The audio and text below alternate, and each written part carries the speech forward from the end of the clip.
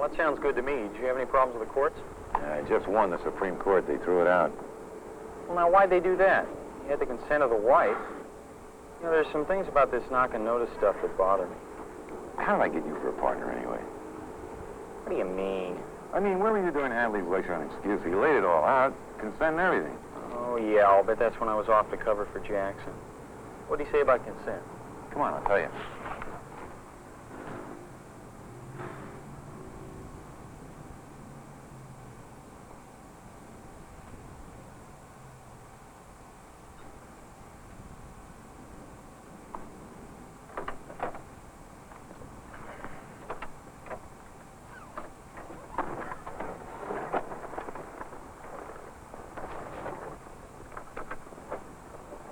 Normally, before you can kick in a door, you've got to knock, announce yourself, and explain why you're there, right? Right. There's three main areas when you do not have to comply with any of those requirements. Like if the guy inside is trying to escape, right? Or if he's trying to destroy evidence. And the other times, if there's going to be more chance of someone getting hurt if you do announce yourself than if you don't. That's simple enough. No, not so simple. You've got to look at each situation separately. You need specific information at the scene. For instance, Hadley was telling us about a case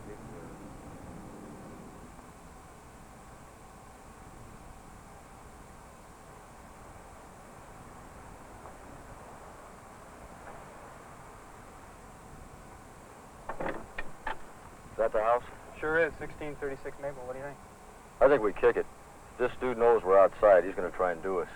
How are we going to get by knock and notice? Well, remember what record said about his last two arrests? Each time he's had a 45 with him. Do you use it?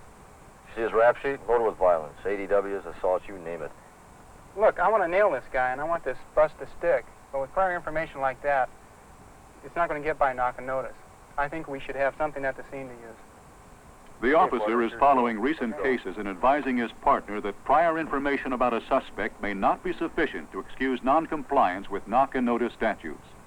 Those cases say that the common law exceptions to knock and notice pertain only to emergency situations at the time of entry. In other words, unannounced entry is excused only on the basis of emergency circumstances existing at the time an officer approaches a site to make an arrest or execute a warrant.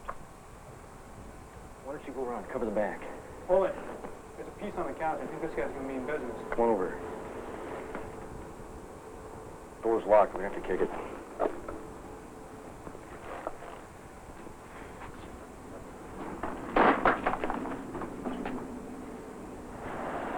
And the court held out a good entry. They didn't have to knock and notice and explain why they were there. They had specific information on the guy, that he was probably armed and liked to shoot when resisting arrest. But most importantly, they saw he had a weapon inside the house at the time of the arrest and was likely to use it. And he was standing in a place where he had a right to be, the front porch, when he saw the gun. Well, what about a narc case? You know, where the suspect can flush the stuff down the john before you finish your spiel on the porch. Hadley said there's a general rule about a case like that. He said that...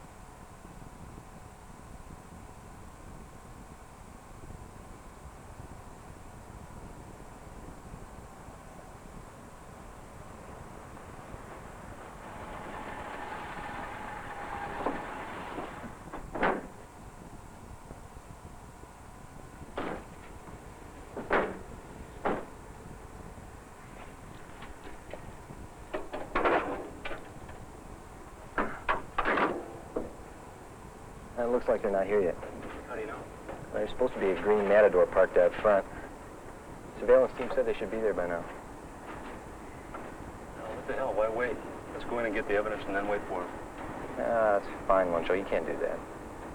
Look, we'll do everything right. We'll knock, tell them who we are and why we're here. Well, we can wait a few minutes before we kick the door. That's great, but it's illegal. You gotta have good faith belief that your suspect's actually inside before you go in.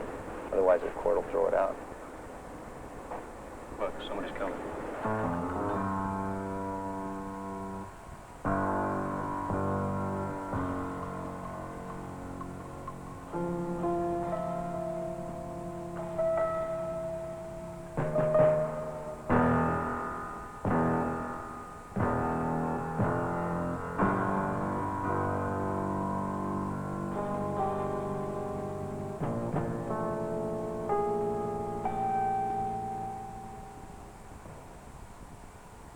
Officer Barnes was correct when he told his partner they needed a reasonable belief that the suspect was in the house before they could enter. Being experienced narcotics officers, they know narcotic suspects usually try to destroy evidence if they realize police are nearby. But this alone is not enough to excuse compliance with the knock-and-notice rules. Compliance will be excused only if at the time the police act, they have specific facts indicating that evidence is about to be destroyed. Common examples of such facts are retreating footsteps, the sound of a flushing toilet, or overheard statements from the occupants that they are going to destroy the evidence. Police officers. Push it down to John. In that case, they didn't even get an opportunity to knock on the door. The suspects gave them an excuse to go right in. If you hear any sound, like the flushing of a toilet or running footsteps, or something that reasonably leads you to believe that the occupants are fleeing, destroying the evidence, or maybe going to get their weapons, don't wait. Go right in. I forgot to tell you that hot pursuit rendering aid situations. I know about those. Well, if a guy you're chasing runs into a building or another structure, forget about knocking notice and follow him right in. Same goes for entering aid situations. You know, if you hear moans or other noises that sound like an emergency, forget about knocking notice and barge right in. You're tremendous, Jim. I suppose tomorrow you'll be spouting off case citations to me. Listen, there's Dicker. I'm going to go talk to him about his tape, Dick. I'll see you later. All right.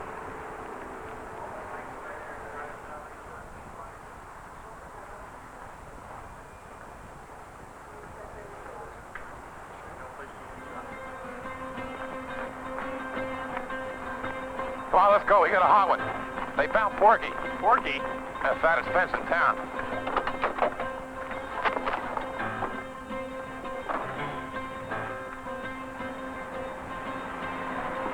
This is all set up. The Jew's wife has given us consent to enter. How come? She's a ding-a-ling. Revenge or something. Who cares? It's dumb.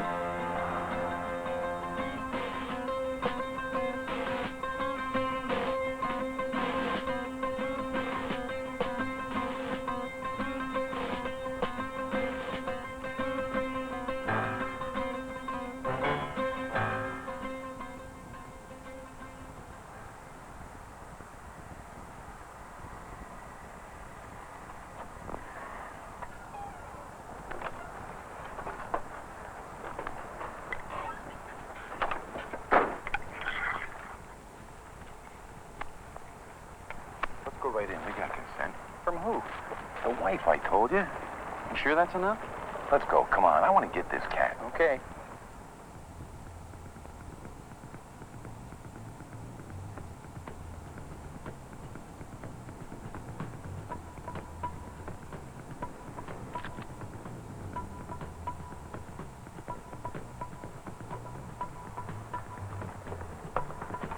Jimmy, we're going to have to kick this Go door. ahead.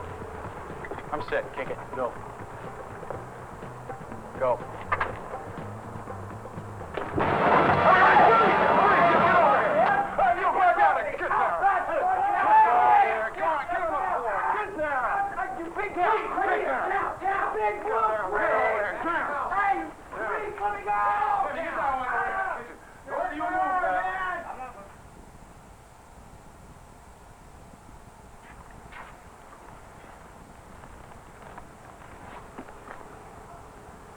Listen, I hear Porky did a number on your knock and notice theories in court Tuesday.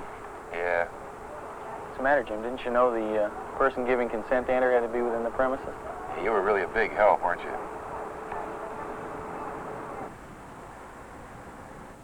Consent to enter is a valid excuse for not complying with knock and notice requirements.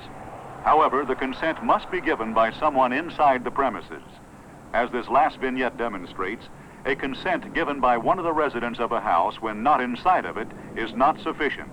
However, it is doubtful whether knock and notice statutes could protect a trespasser if the absent householder gave police consent to enter in order to remove him.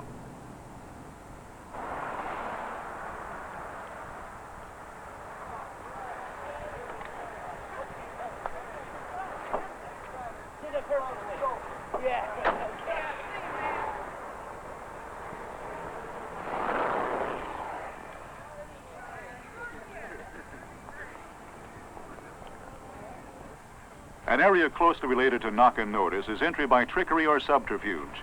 The United States Supreme Court has told us there is nothing inherently unlawful in the use of police subterfuge in suppressing crime as long as constitutional rights are not invaded. Thus, the use of undercover operations in such areas as narcotic buy programs has been approved by the courts. However, the California courts, which tend to be stricter in these matters, have disapproved such conduct as an officer's entry gained through his positive misrepresentation that he was an appliance repairman.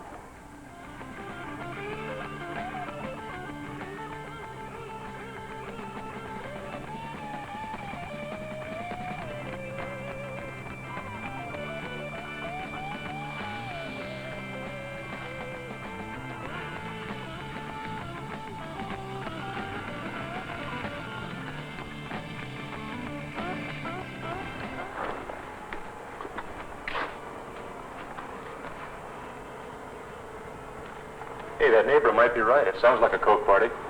Yeah, you can practically hear the snowfall. Hey, listen, I got a way that we can get inside so we can find out exactly what's going on. People have been going up to the door all day long and just knocking, and then they just go right in. So why don't we just come on up to the door? You mean that we just... Yeah. Well, what about knock and notice? Don't knock it if you haven't tried it. Well, that's really funny, Winchell, but don't we have to? They say come on in, it'll be consent. You mean we're just going to knock on the door, state police officers conducting a narcotics investigation, they're just going to say come in? No, no, no. We're going to knock. Just knock. Okay, go ahead.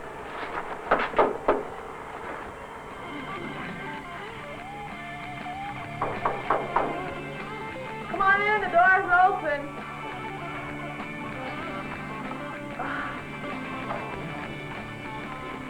No, come on in. Come on in. You're the party.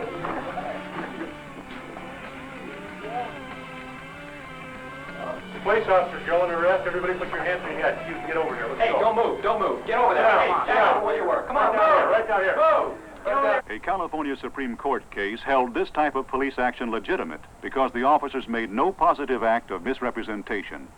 Merely knocking on the door and being invited to come in is a consensual entry, making compliance with knock-and-notice statutes unnecessary. Another creative entry by Officer Jim Richardson. You want to argue with the Supreme Court? I know, but it's a little riskier. Why? Well, how about no probable cause? Well, why should that make a difference? All we want to do is have a look inside. And once he opens the door, we're going to see Macy's basement anyway. Yeah? Well, how much longer is it going to be? I don't want this crap around after Friday. Yeah, I know. But get this stuff out of here. I mean, how much longer can I tell the manager I'm still moving in? Huh? Fine. All I want you to do is tell him you're checking filters for gas heaters. I don't like things like this at my place. You like these for tenants? Where's his apartment? That's over here.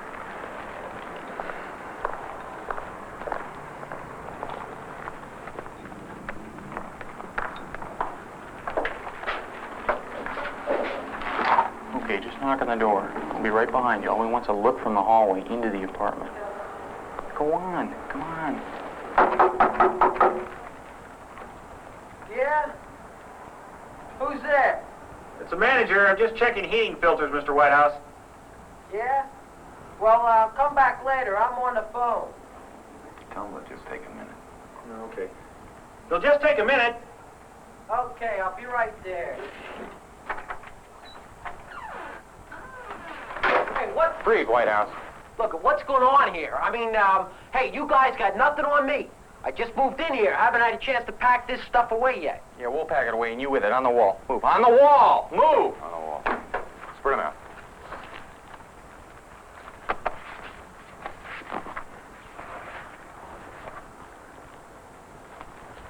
Most courts, led by the federal courts, would find no illegality in the officers' use of trickery here, since they use no force to gain entry. However, California courts, which have set trends in the search and seizure area, now generally agree that if the police have no probable cause and use trickery to gain entry into a residence, it is illegal. Note that in this case, the officers use a positive act of misrepresentation when they induce the manager to make false statements about the heater filters. He's supposed to be here. Where is he? Here he comes. I wonder if he made a buy. Okay, Scobie, how much? half a piece. That's good enough. Any more stuff? Well, if you mean, does it look like a pharmacy? Yeah, it does. Well, I checked the place out, and that's the only exit. Are you sure that's his car over there? Hey, man, I'm sure. There's a phone booth down on the corner. I'm going to go do that, and I'll meet you back here by the car. Yeah, say, look, this is a friend of Scobie's. The heat's making tracks for your place. You better get rid of your stuff. Yeah, it's okay. Forget it.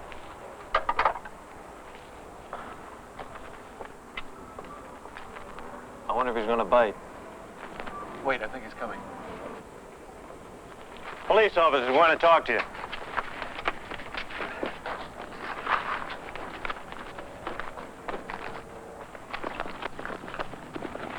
All right, left hand on your head. Left hand on your head.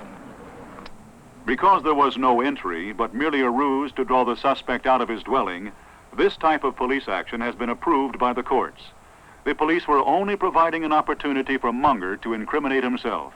They did not use trickery to gain entry into his home. Now, what have we learned?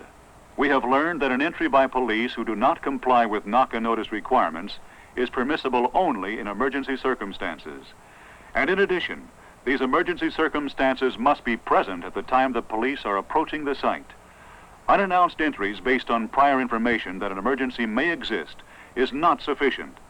The three most common reasons for an unannounced entry are that the evidence will be destroyed, the suspects will escape, or the danger to the officers will increase if the rules are complied with. But prior knowledge that the suspects might destroy evidence, or escape, or shoot is not sufficient. And remember, police do not have to knock and announce where they are in hot pursuit or need to render emergency aid. Another important point is consent. Consent to enter must be given by persons within the structure. However, if the person in the house is a trespasser, it is doubtful whether he would be protected by typical knock-and-notice statutes if an absent householder gave police consent to enter. As to trickery or ruse, remember that it's an unsettled area, but that you can probably use these devices where you have probable cause and you perform no positive act of misrepresentation. Lastly, remember that the courts apparently do permit you to use subterfuge to draw a suspect out of a structure.